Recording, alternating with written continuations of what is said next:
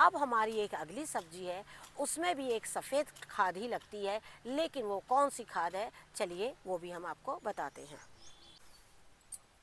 अगर आप वाकई टेरेस पर अपने खाने के लिए सब्जी लेना चाहते हैं तो आपको इस तरीके से तैयारी करनी पड़ेगी। सबसे ज़्यादा अगर फल मक्खी नुकसान पहुंचाती है तो वो नुकसान पहुंचाने का जो महीना है थी। अब गोल लौकी क्या होता है, ठंड में ज़्यादा फलती हैं। आज के इस वीडियो में हम आपको कुछ दो पौधे ऐसे पौधे दिखाने जा रहे हैं जो पौधे हमने काफ़ी दिनों पहले लगाए थे, लेकिन उन पौधों में बिल्कुल भी अब मानो जान सी नहीं रह गई है, लेकिन वो फल दे रहे हैं और आगे आने वाले समय में भी वो ऐसे फल दें, इसीलिए क्योंकि इस वक्त हमने जो नए पौधे लगाए हैं उनका ग्रोथ अभी नहीं हुआ है और पुराने पौधों से हमें फल मिलते रहें, इसलिए आज हम उसमें एक ऐसी खाद डाल रहे हैं जिससे कि आप भी अपने पौधों में इस तरीके से काम करेंगे तो पुराने पौधे जो हैं आपके अभी भी मार्च तक आपको इसी तरीके से फल देते रहेंगे। नमस्कार दोस्तों, स्वागत है आपका हमारे इस YouTube चैनल में। दोस्तों, आज हम आपके सामने कुछ हार्वेस्टिंग के माध्यम से बताएंगे कि आप लोगों को इसमें अब आप क्या काम करना है। साथ ही आप लोग को बोलना चाहूँगी जैसे कि हमने जो बारिश और ठंड को देखते हुए बेलों को हमने बहुत हाइट पर लिया था और हाइट के साथ साथ में इसमें फल भी बहुत अच्छे आए, क्योंकि जिस तरीके से जब बेलें नीचे रहती है तो उसमें बहुत ज़्यादा पानी लग जाता है, उससे क्या होता है बेलें सड़ने लगती है। ठंड के दिनों में बहुत नीचे जब बेल होती है तो उनमें कीट होने के आसार रहते हैं। अगर आपके पास भी इस तरीके की पुरानी लौकी हैं और उन लौकी के बेलों की बिल्कुल आप देख रहे हैं कि इस तरीके से हालत हो गई है, पुरानी बेलें बिल्कुल ऊपर की ओर जो चढ़ी हुई थी वो बिल्कुल सूख रही हैं और उसमें लौकी के जो फल है वो तो आपके आते ही रहेंगे, क्योंकि नई नई इसमें कंसियाँ आएंगी, क्योंकि अभी हमने जो नए लौकी के पौधे लगाए हैं वो कम से कम 1 से 1.5 फुट के हमारे हुए हैं, तो अभी उन्हें फलने में टाइम लगेगा, कम से कम 20 दिन या 1 महीना समझ लीजिए, 25 से 30 दिन का टाइम लगेगा। क्योंकि जब ठंड में हमने बीजों को लगाया तो उन बीजों का जो ग्रोथ है वो बहुत धीरे होता है, लेकिन उनकी उम्र जो है वो कम से कम 1.5 महीने हो चुकी है। अब 1.5 महीने मतलब 1 महीना और यानी 2.5 महीने बाद ही फल देंगे।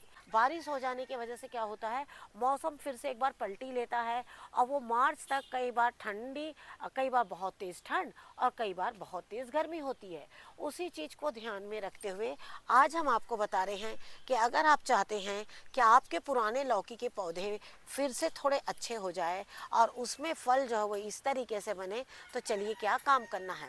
सबसे पहले तो मैं आप अपने गार्डन से जितनी भी लौकी है, जब भी अगर ऐसी कंडीशन है कि लौकी का पौधा आपका ग्रोथ नहीं कर रहा है, पूरी तरीके से सूख रहा है, जिस तरीके से आप हमारे पौधों की हालत जो है वो बिल्कुल देख सकते हैं, तो आपको क्या करना है, ऐसे में लौकियों को सारी की सारी लौकी जो है छोटी बड़ी मिलाकर उनकी हार्वेस्टिंग सबसे पहले आप बिल्कुल कर लीजिए। लौकी है, कद्दू है, कभी भी इन बेलों को आप पुराना ना समझें।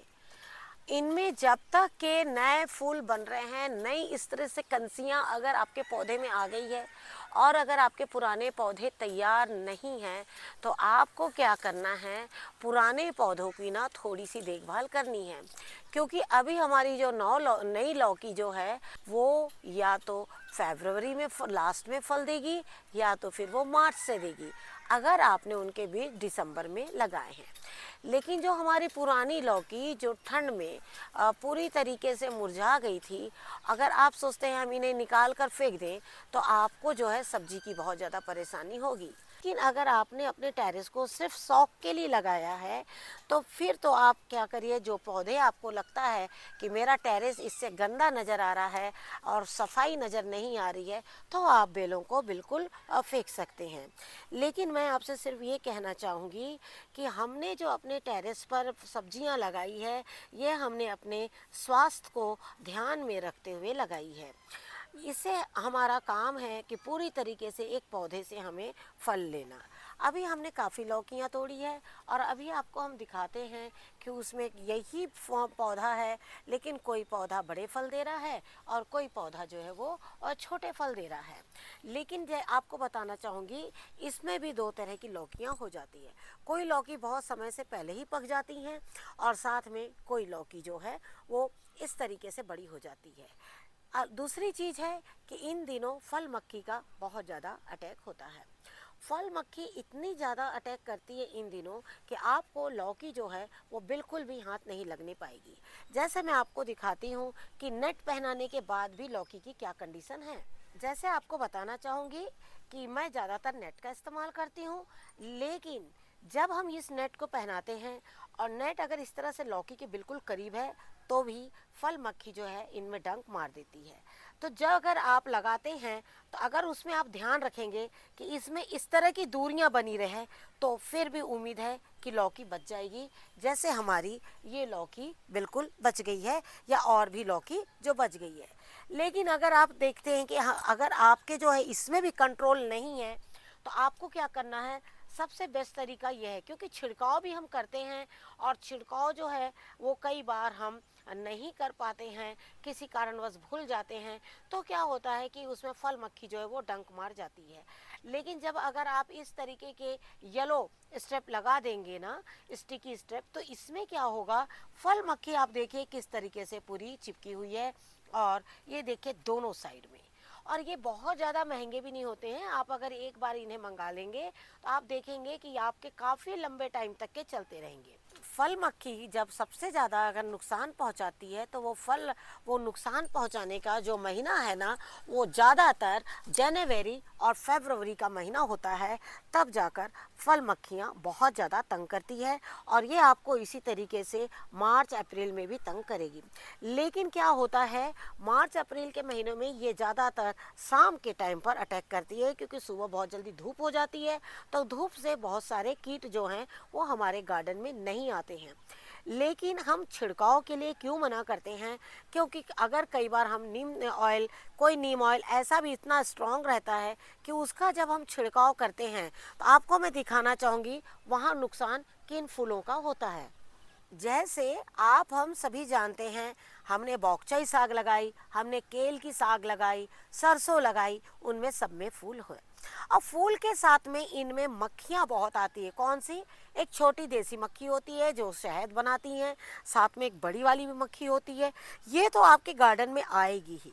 और कुछ ऐसे कीट होते हैं जैसे भौरे, ये सारे कीट हमारे गार्डन में आते हैं। लेकिन जब कोई हम ऐसा छिड़काव कर देते हैं, उनसे नुकसान जब होता है तो उससे ज़्यादातर ऐसे फूलों का पॉलिनेशन नहीं हो पाता है। जैसे आप देख रहे हैं मोरिंगा के फूलों का कितने सुंदर फूल खिले, आप देख सकते हैं। एक पौधा जो है पूरा फूलों से बिल्कुल भर गया है और आप यकीन नहीं करेंगे, मुझे इनको देखकर बहुत ज़्यादा खुशी हो रही है और अपनी खुशी मैं आप लोगों के साथ बार बार शेयर करती हूँ।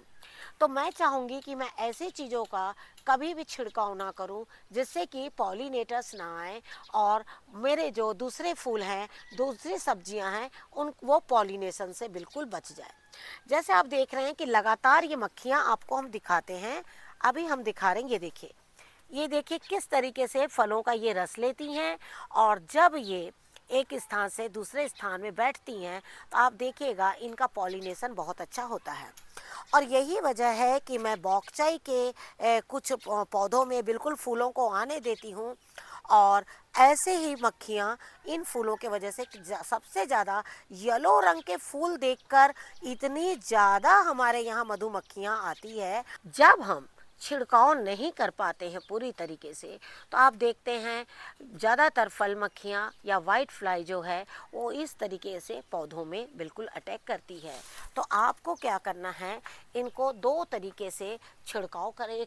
हम आपको ऐसा एक छिड़काव बताने जा रहे हैं और साथ ही आपको हम एक पौधे में वही खाद और दूसरे पौधे में वही छिड़काव बताने जाएंगे।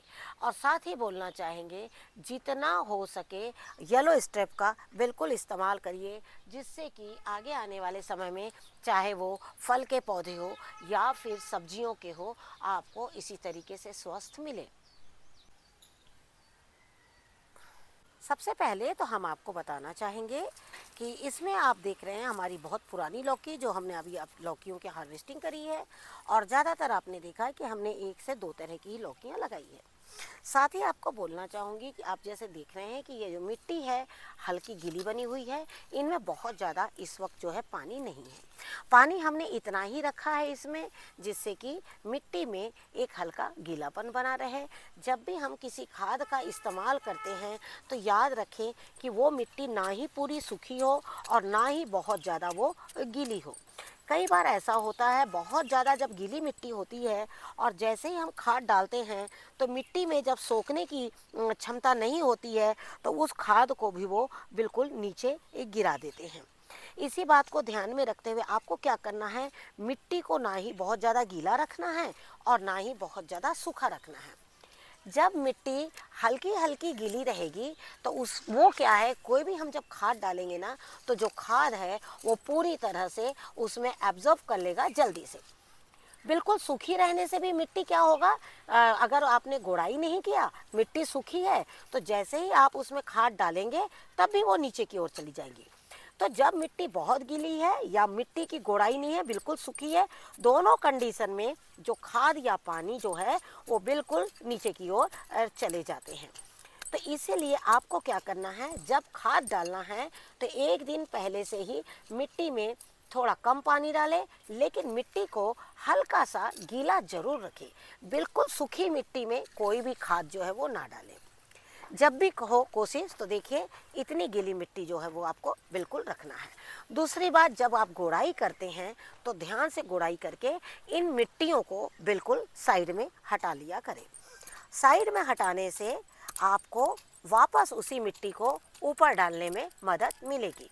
साथ ही बोलना चाहूँगी मैं कि अब जो पुरानी लौकी, हमने पूरी लौकी की हार्वेस्टिंग कर ली है। अब आप देख सकते हैं कि मिट्टी कितनी जो है वो बिल्कुल टाइट है। ऊपर से आपको देखने में लग रहा है कि मिट्टी बिल्कुल ढीली है, लेकिन ऐसा नहीं है, मिट्टी बहुत टाइट है।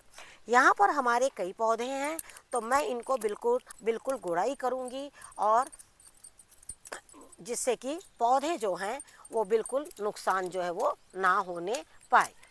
कभी भी जैसे इस बार हमने इनमें जब पौधे लगाए तो उसमें क्या हो गया, बारिश के वजह से ये बीज जो है वो अपनी जगह से एक जगह से दूसरी जगह सरक गए थे और इसीलिए ये पौधे जो है ना वो बीच बीच में हो गए हैं।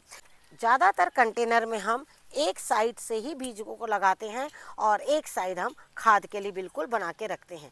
लेकिन इस बार जो है वो थोड़ा सा हमारे लगाने में या फिर बहुत तेज़ बारिश में बीजों के सरकने से बहुत परेशानियां जो है वो हो गई थी। लेकिन अब ऐसी कंडीशन है कि मैं इसको ज़्यादा नहीं कोड़ सकती, क्योंकि ज़्यादा कोड़ने से जड़ों का पता नहीं लग रहा है। ये देखिए इस तरीके से। लेकिन आपकी बहुत अच्छी मिट्टी है, बहुत अच्छे से अगर आपने बीजों को लगाया है, थोड़ा और डीप यहाँ तक जैसे जड़ें नज़र आ गई वहाँ तक आप बिल्कुल इनकी गोड़ाई जो है वो बिल्कुल कर सकते हैं। जितने अच्छे से इसकी मिट्टी ढीली रहेगी, पौधों में पौधों की जड़ें जितनी अंदर जाएगी उतने ही आसानी से इनमें जो है फल भी आएंगे। सबसे पहले तो मैं आपको बताना चाहूँगी लौकी में खाद जैसे हमने आप लोगों को बताया है कि अलग अलग टाइम पर अलग तरह की खाद होना बहुत ज़्यादा ज़रूरी है। इस वक्त अब हमें पौधा हमारा पुराना है, अब हमें इसमें एक ऐसी खाद चाहिए जिसमें ये इस तरह की नई कोपलें बना सके। ये कभी भी लौकी है, गलकी है, कोई भी फल नए कोपलों में आते हैं, वो पुरानी शाखाओं में नहीं आते हैं। तो नई कोपलें आने के लिए आपको क्या करना है, दूसरा, नई कोपलों के साथ में उसमें एक ऐसी खाद डालना बहुत ज़्यादा ज़रूरी है जिसमें सूक्ष्म जीवाणु तो बनेंगे ही और साथ में उसमें फल भी बहुत आएंगे, उसमें नई कोपलें भी बहुत ज़्यादा आएगी। लेकिन जब ये इस तरीके के फल आ जाते हैं और जब फल बड़े नहीं होते हैं, वो भी हमने आपको खाद बताई है कि आपको कौन सी खाद डालनी है।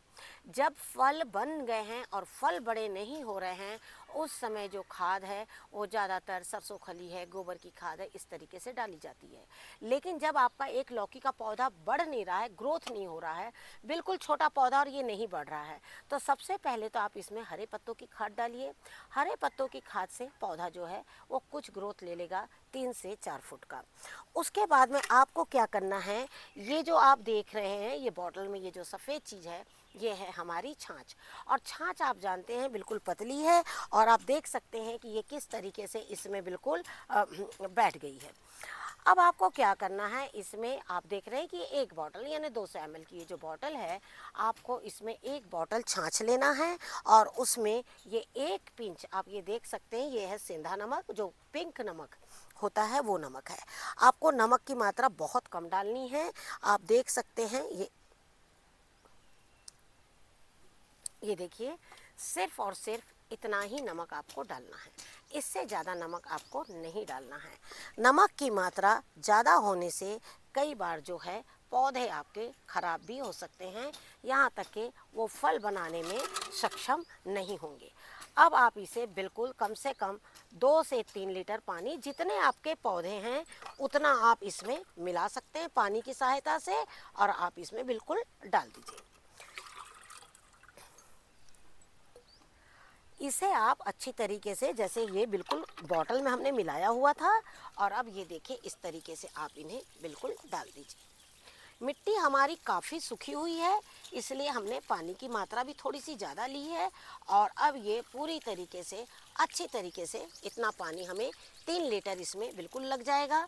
लेकिन छाछ की जो क्वांटिटी है बिल्कुल पतला छाछ था, और वो हमने कम से कम जो 200 ml की बोतल है वो ली। लेकिन याद रखें, जब 200 ml में आप छाछ ले रहे हैं तो जो आपकी छाछ है वो बहुत ज़्यादा खट्टी भी ना होने पाए, और वो कम से कम 3 से 4 दिन पुरानी छाछ होनी चाहिए। जैसे ठंड के दिन हैं अभी हल्के, तो छाछ जो है वो 3 से 4 दिन में भी बहुत ज़्यादा खट्टी नहीं होती है। लेकिन जब इसी से हमें छिड़काव करना है तो इसी छाछ को हम क्या करेंगे, थोड़ा खट्टा करेंगे।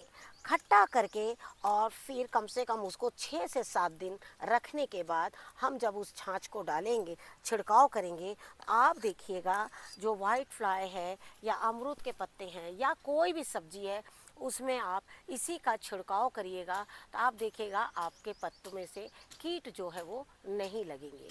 तो इस तरीके से छाछ का 2 उपयोग हमने बताया। अभी हमने आपको एक बेल वाला पौधा दिखाया, और वो था लौकी का। अब ये दूसरा बेल वाला पौधा दिखा रहे हैं, जो हमारे घर में हमें प्रतिदिन सैलेड में काम आता है।